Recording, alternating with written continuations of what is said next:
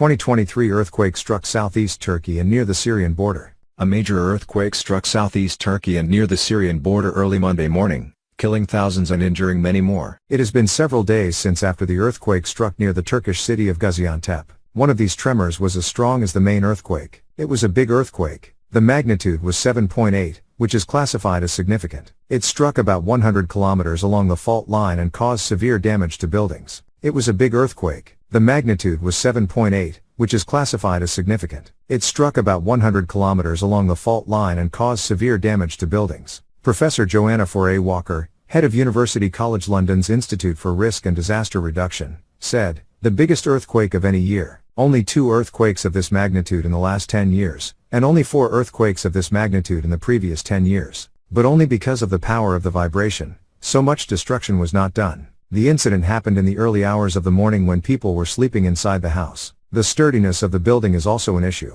University of Portsmouth Volcano and Risk Communication Department reader Dr. Carmen Solana said, "Unfortunately, the infrastructure in southern Turkey and especially in Syria is not very earthquake resistant. So saving lives will now depend on rescue operations. The next 24 hours are crucial for rescuing survivors. After 48 hours the number of people alive is greatly reduced. This is a region where there has been no major earthquake or warning signal for the past 200 years or more. Therefore, the level of preparedness here will be quite low compared to regions that face earthquakes more often. The Earth's surface is made up of separate pieces, called plates, that lie next to each other. These plates tend to move frequently, but this movement is prevented by friction with other adjacent plates. However, when the pressure is too high, sometimes a plate suddenly shakes and the surface of the Earth moves. Now the Arabian plate moves northwards and pushes against the northward moving Anatolian plate. This kind of friction between the plates has caused many terrible earthquakes. A magnitude 6.7 aftershock followed 11 minutes after the first earthquake, as well as a 7.5 aftershock several hours later at 1:24 p.m.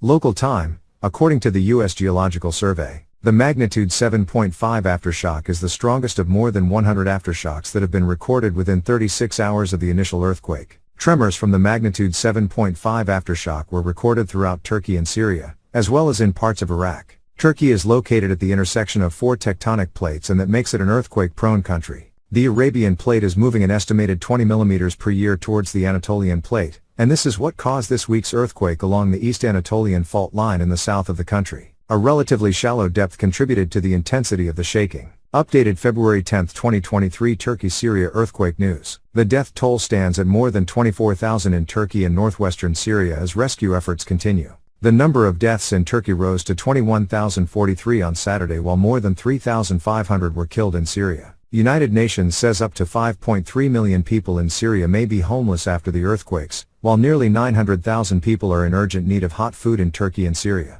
The Syrian government has approved the delivery of humanitarian aid to quake-hit areas outside its control, according to state media. Turkey says it is working to open 2 new routes into rebel-held parts of Syria. Rescues described as miraculous continue more than 100 hours after the tremors of the first earthquake struck. The update so far: all the damage is done for earthquake. 5 days after a massive 7.8 magnitude earthquake rocked Turkey and Syria, the number of dead is staggering. Drone footage and satellite imagery have conveyed the stark reality of widespread destruction in an area that straddles 2 very different nations. The scale of the disaster is enormous. "We've done a bit of mapping of the size of the affected area," said Caroline Holt, Director of Disasters, Climate and Crises at the International Federation of the Red Cross, IFRC. "It's the size of France." United Nations Secretary General Antonio Guterres said Thursday that we haven't yet seen the full extent of the damage and of the humanitarian crisis unfolding before our eyes, while estimates from the World Health Organization suggest up to 23 million people could be impacted by the natural disaster. Once search efforts have ended, attention will turn to longer-term reconstruction. Turkey has suffered earthquakes in the past, and has rebuilt. But how much can be learned from this history, and will these lessons be implemented? And will the same efforts be matched across the border? This frustration dogged Turkish President Recep Tayyip Erdogan as he made a whistle-stop tour of the Kahramanmaraş region, near the epicenter of the deadly earthquake, on Wednesday and Thursday. Erdogan defended his government's response, admitting to shortcomings, before stressing that it's not possible to be prepared for such a disaster. He also announced that the government's target was to rebuild in 1 year, though experts told CNN it could take much longer. Major earthquakes such as these are infrequent, but many in Turkey are still harrowed by memories of the 1999 Izmit earthquake in the Marmara region. A.J. Chiber, an economist who was World Bank director for Turkey when that 7.6 magnitude quake struck 2 decades ago, told CNN that it's like a bad movie, That's come back again. Similar to this week's event, that tremor struck in the early hours, but it occurred in the country's northwest, a densely populated area closer to Istanbul. He said it lasted around 45 seconds, leaving more than 17,000 dead and an estimated 500,000 people homeless. Flying into the region in the immediate aftermath, Chiber told CNN he hadn't seen that much devastation before. He recalled traveling in with the Japanese and German ambassadors at the time, who told him this looks to us like World War II. Buildings flattened like pancakes were among the apocalyptic scenes Chiber encountered in 1999. In the city of Guljuk, where a naval base was located, he remembered seeing submarines that were tossed up out of the water, lying 300, 400 feet up a mountain. You could see submarines sitting there. It was unbelievable. And what I'm seeing now is just a redo, he said. Some may question if the Turkish president's current target of a year for reconstruction is achievable, given he also said that more than 6,000 buildings had collapsed. But Chiber pointed out that Turkey is capable of moving very, very swiftly, if they can get their act together on this. Chiber helped implement a 4-part recovery plan in the wake of the 1999 disaster that provided cash to residents, aided in reconstructing infrastructure and housing, established an insurance system and developed an organizational system that cascaded from a national level down to the community for overall coordination efforts. Compared to disasters around the world, it was one of the most rapid reconstruction and recoveries that I ever saw, Chiber said. He added that the majority of the work was completed in 2 years. Ismail Barish, professor of social work at Istanbul's Üsküdar University and former mayor of Guljuk at the time of the quake, told CNN in an email that in addition to the collapsed private and public buildings, the city's water transport pipes, water supply network, sewage system, and storm water system were completely destroyed, as well as 80% of the city's roads. He added that the full reconstruction of the city took 4 years. This caused a magnitude 7.4 earthquake on August 13, 1822, which was much smaller than the one that occurred on Monday. Nevertheless, earthquakes in the 19th century caused extensive damage to cities in the area, killing 7,000 people in the city of Aleppo alone. The damaging aftershocks continued for about a year. The current earthquake has already been followed by several aftershocks, and scientists believe that it will be similar to previous earthquakes in the region. There is a scale for measuring earthquakes called the Moment Magnitude Scale, MW. It replaced the Richter scale as the earthquake measuring instrument previously known. The Richter scale is now considered outdated and not as accurate. The number given to an earthquake indicates how far the fault line has moved and the speed behind this movement. Vibrations of 2.5 or less are usually not felt but are detected by the instrument. 5 levels of vibration are felt that can cause minor damage. A 7.8 magnitude earthquake is considered quite strong and causes severe damage. As it happened in Turkey this time, an earthquake greater than magnitude 8 can cause catastrophic damage to anything and completely destroy the community at its center. A magnitude 9 earthquake struck off the coast of Japan in 2011, causing extensive damage, a tsunami, and a major accident at a nuclear power plant near the coast.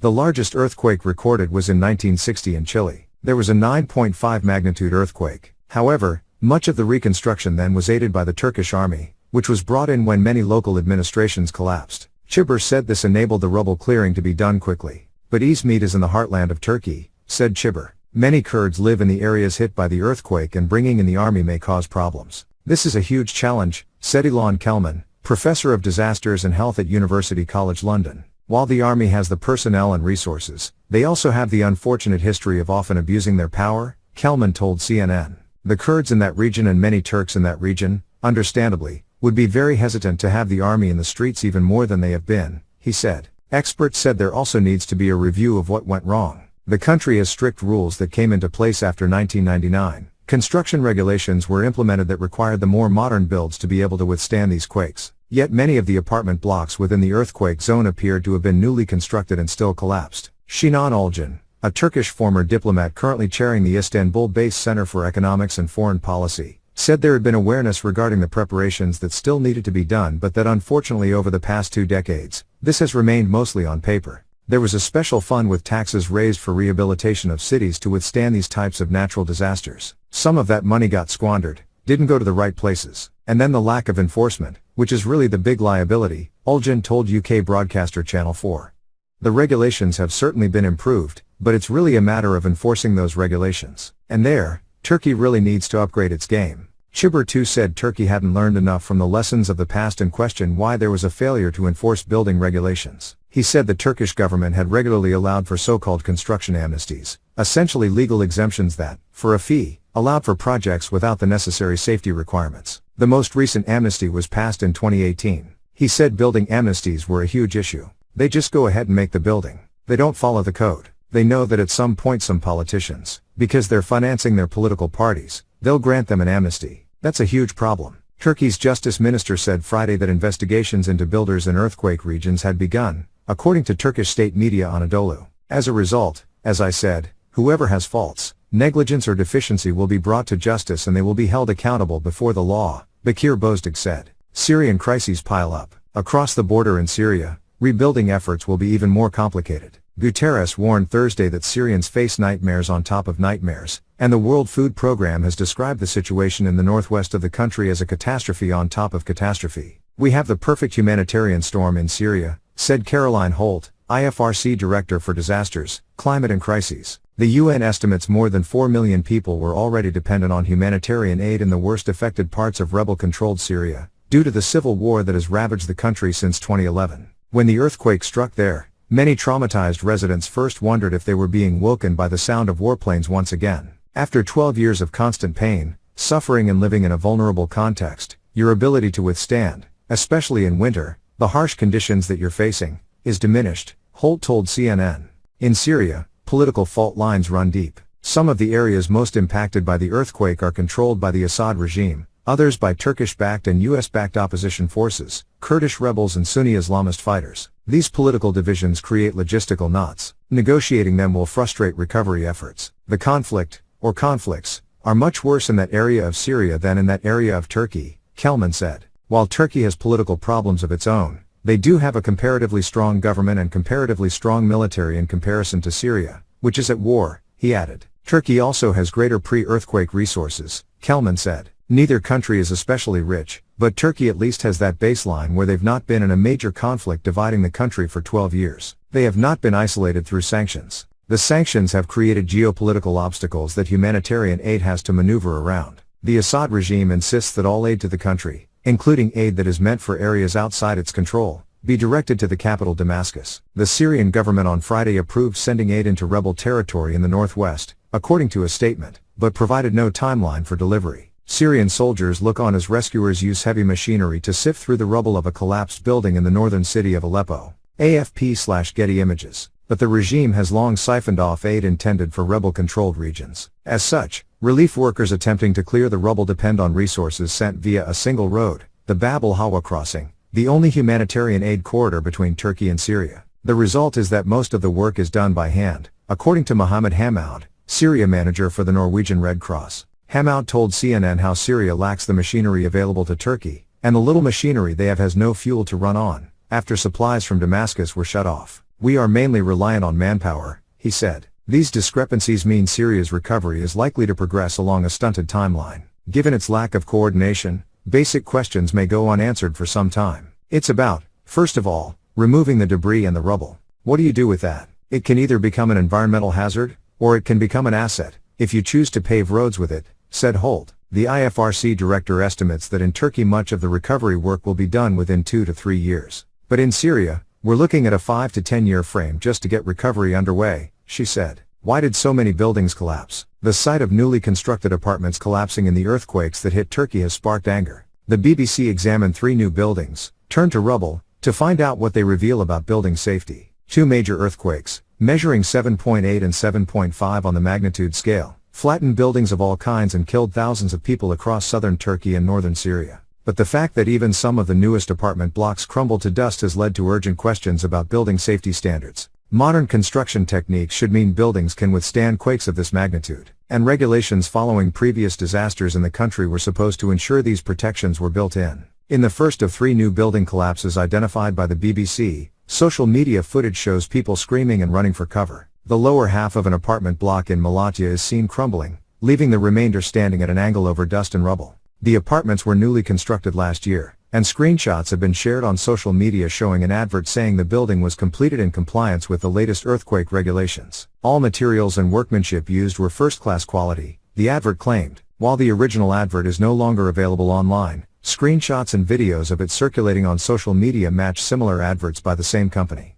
The recent construction means it should have been built to the latest standards, updated in 2018, which require structures in earthquake-prone regions to use high-quality concrete reinforced with steel bars. Columns and beams must be distributed to effectively absorb the impact of earthquakes, but the BBC has not been able to verify the construction standards used in this block. Photographs show that another recently built apartment block in the port city of Iskenderun was largely destroyed. The side and rear of the 16-story building collapsed entirely, leaving just a sliver of the block standing. The BBC matched the image of the collapsed building to a publicity photo published by the construction company, which shows that it was completed in 2019. That means it should also have been built to the latest standards. The BBC has contacted the construction company responsible, but has received no response. Another image in Antakya, verified by the BBC, shows that much of a 9-story apartment complex was reduced to rubble, behind a sign displaying the development's name, Güçlübüs. We found video of the housing complex's opening ceremony, which confirms it was completed in November 2019.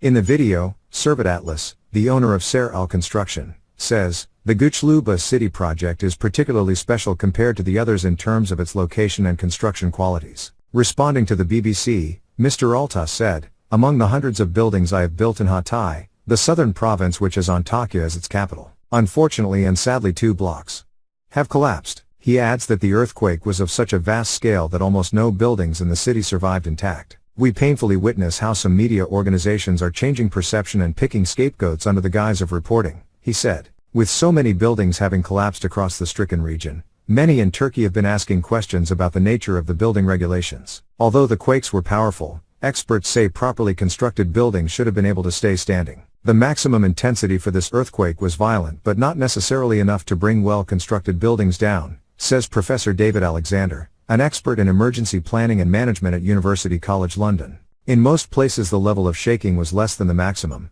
so we can conclude out of the thousands of buildings that collapsed, almost all of them don't stand up to any reasonably expected earthquake construction code." Failure to enforce building regulations. Construction regulations have been tightened following previous disasters, including a 1999 earthquake around the city of Izmit, in the northwest of the country, in which 17,000 people died. But the laws, including the latest standards set in 2018, have been poorly enforced. In part, the problem is that there's very little retrofitting of existing buildings, but there's also very little enforcement of building standards on new builds, says Professor Alexander. The BBC's Middle East correspondent, Tom Bateman, spoke to people in the southern city of Adana who said one collapsed building there was damaged 25 years ago in another quake but was left without any proper retrofitting. Countries such as Japan, where millions of people live in densely populated high-rise buildings despite the country's history of severe earthquakes, show how building regulations can help to keep people safe in disasters. Construction safety requirements vary depending on a building's use and its proximity to areas most at risk of earthquakes, from simple strengthening, to motion dampers throughout the building, to placing the entire structure on top of a giant shock absorber to isolate it from the movement of the ground. Why is enforcement so weak? In Turkey, however, the government has provided periodic construction amnesties, effectively legal exemptions for the payment of a fee, for structures built without the required safety certificates. These have been passed since the 1960s, with the latest in 2018. Critics have long warned that such amnesties risk catastrophe in the event of a major earthquake. Up to 75,000 buildings across the affected earthquake zone in southern Turkey have been given construction amnesties, according to Pelin Pnagurioglu, Istanbul head of the Union of Chambers of Turkish Engineers and Architects Chamber of City Planners. Just a few days before the latest disaster, Turkish media reported that a new draft law is awaiting parliamentary approval which would grant a further amnesty for recent construction work. Geologist Celal Şener said earlier this year that passing such construction amnesties in a country riven by fault lines amounts to a crime. After a deadly earthquake hit the western province of Izmir in 2020, a BBC Turkish report found that 672,000 buildings in Izmir had benefited from the most recent amnesty. This same report quoted the Environment and Urbanization Ministry saying that in 2018 more than 50% of buildings in Turkey, equivalent to almost 13 million buildings, were constructed in violation of regulations. Asked about building standards following the most recent earthquakes, the Environment and Urbanization Ministry said, "No building constructed by our administration has collapsed. Damage assessment studies are continuing rapidly in the field." The subsidence in the city of Iskenderun can be seen in CNN footage from the afternoon of 7th of February, more than 24 hours after the first deadly quake struck. It shows vehicles driving along waterlogged roads, accompanied by reports that the sea had encroached 200 meters inland. Exactly what caused this subsidence is still up for debate. Egypt's National Research Institute of Astronomy and Geophysics, NIJ, ruled out the possibility of the country being hit by a tsunami after a 7.8 magnitude earthquake struck Turkey and Syria, killing hundreds of people. Turkey and Syria in the aftermath of the quake that is considered the strongest to hit the region in nearly a century. The death toll is expected to keep rising as rescue teams in both countries continue to dig through the rubble of destroyed buildings. Powerful tremors were also felt in Lebanon, Jordan, Israel, Egypt, Cyprus, and several other neighboring countries. NIJ's chairman Gad El-Kadi said that an initial tsunami warning had been issued for the eastern Mediterranean Sea region, including Egypt's coastal areas, but it was withdrawn after research indicated that it was unlikely to occur. Italy's Civil Protection Department had issued a statement early Monday recommending people to move away from coastal areas but later reduced the alert and tweeted that it had been withdrawn. Egyptian land is stable, and people should not panic about the possibility of a tsunami, El-Kadi said at a press conference on Monday. Hours after the first initial earthquake and multiple tremors, another quake struck southeast Turkey at 1:24 p.m. local time with a magnitude of 7.5, according to U.S. Geological Survey. Fundraisers for Syria, Turkey earthquake try to deliver aid. Humanitarian groups working in southern Turkey and northwest Syria warn that Monday's earthquake will have a long tail, a wide range of needs that will require donations for months, or even years, after the rescue and recovery missions end. We were able to do a massive distribution of food and blankets to more than 500 families, from one of their warehouses in the immediate aftermath of the quake, said Avril Benoit, executive director for Without Borders/Médecins Sans Frontières, MSF, USA. Her organization keeps emergency supplies on hand in the case of major disasters. There's a long tail to an emergency like this, both for the injured from the earthquake, but also for chronic disease management, making sure they have access to their medications, Benoit said. The International Federation of Red Cross and Red Crescent Societies said they had 5,200 volunteers mobilized on both sides of the Syrian-Turkish border, with the Turkish operation being more robust and better equipped because of its long-standing program to support Syrian refugees. UEFA makes humanitarian donation and offers support in aftermath of Turkey-Syria earthquakes. UEFA has confirmed a donation of €200,000 to humanitarian causes in the wake of earthquakes in Turkey and Syria. In addition, the governing body will hold a moment of silence before all of its club competition matches next week. The two countries were struck on February 6 by a 7.8 magnitude earthquake with multiple severe aftershocks, with more than 22,000 people known to have died. In a statement, UEFA confirmed a donation of €150,000 to the Turkish Football Federation and an additional €50,000 to the Banyan organization and TIAFI, both assisting in disaster relief. UEFA is making this initial donation to help the immediate humanitarian response to this horrendous tragedy, said Federation President Alexander Cheferin on Friday. I also want to thank our member associations for their quick and compassionate reaction and support offered to those affected by this terrible event. The Champions League final is set to be held at Istanbul's Ataturk Olympic Stadium in June, with UEFA exploring further fundraising activities around the event. The Premier League further confirmed an offer of help to humanitarian aid organizations following the disaster. We are devastated by the tragic impact of the earthquakes in Turkey and Syria, read a statement. We are supporting the Disasters Emergency Committee's Turkey-Syria appeal to deliver aid directly to those in need. Black armbands will be worn in tribute this weekend. Christian Atsu, who played in the Premier League for Newcastle United, is missing following the tremors. Hatayspor, Atsu's club, were told the winger had been rescued and was in hospital, but officials were unable to locate the player as concern remains. Various types of aid, relief, and financial aid are coming to the affected countries from different countries. Volunteer teams are coming from different countries to participate in the rescue work. Turkey's devastating earthquake comes at a critical time for the country's future. At the time of writing, the death toll from the quakes is more than 25,000. With many still missing and critically injured. The World Health Organization put the number of people affected by the disaster at 23 million.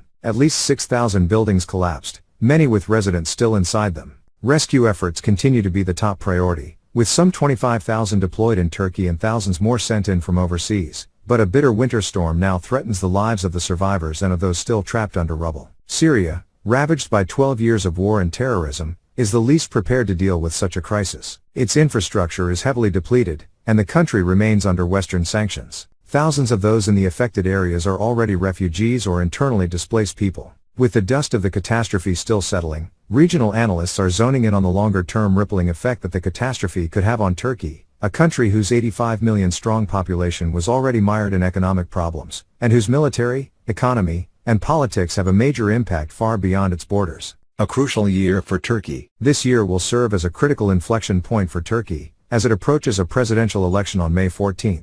The result of that election, whether current President Recep Tayyip Erdogan stays in power or not, has massive consequences for Turkey's population, economy, currency, and democracy. Erdogan's response to the disaster, and potential calls for accountability as to why so many buildings were insufficiently designed to withstand such tremors, will now play a major role in his political future. If the rescue effort is mishandled and people get frustrated, there's backlash, Mike Harris, founder of Cribstone Strategic Macro, told CNBC on Tuesday. And the other issue, of course, is the buildings in which ones have gone down. To the extent these were built under the new codes and the authorities didn't impose regulations, there could be some serious blowback for Erdogan. So Erdogan's lost control of the narrative. Erdogan called for the early May election amid a national cost of living crisis, with local inflation above 57%, down from more than 80% between August and November. Several analysts say that the move reveals Erdogan's urgency to secure another term in power before his controversial economic policies backfire. Harris described the president created this weird situation where inflation is running at 80%, but he needs to keep the currency stable between now and the election. Through very unorthodox policies, Erdogan has found a very creative way, a very costly way, to de-dollarize the economy, basically, he said, giving examples like allowing Turks to keep their bank deposits at a 13% interest rate, then promising to cover their losses if the currency drops further. Harris boldly predicted, actually, the currency has to collapse if he wins, because there will be no confidence, and he's created this artificial scenario that can't be sustained for a prolonged period of time. Additionally, Erdogan's earlier fiscal pre-election promises, populist moves like increasing salaries and lowering the pension age, may be impossible now, as more public funds will need to be directed toward rebuilding entire cities and towns. Economic anxiety. Turkey's economic decline has been fueled by a combination of high global energy prices, the COVID-19 pandemic and war in Ukraine, and, predominantly, by economic policies directed by Erdogan that have suppressed interest rates despite soaring inflation, sending the Turkish lira to a record low against the dollar. Turkey's FX reserves have dropped sharply in recent years, and Ankara's current account deficit has ballooned. The Turkish lira lost nearly 30% of its value against the dollar in the last year, severely damaging Turks' purchasing power and hurting Erdogan's popularity. Turkey's opposition parties have not yet put forth their candidate. The strongest potential challenger, Istanbul Mayor Ekrem İmamoğlu, was arrested and slapped with a political ban in December over charges his allies say are politically motivated and used solely to prevent him from running for president. Investors in recent years have been pulling their money out of Turkey in droves. One major emerging markets guru, Mark Mobius of Mobius Capital Partners LLP, remains bullish despite the earthquake disaster and economic problems. When it comes to investing in Turkey, we still believe it's a viable place to invest,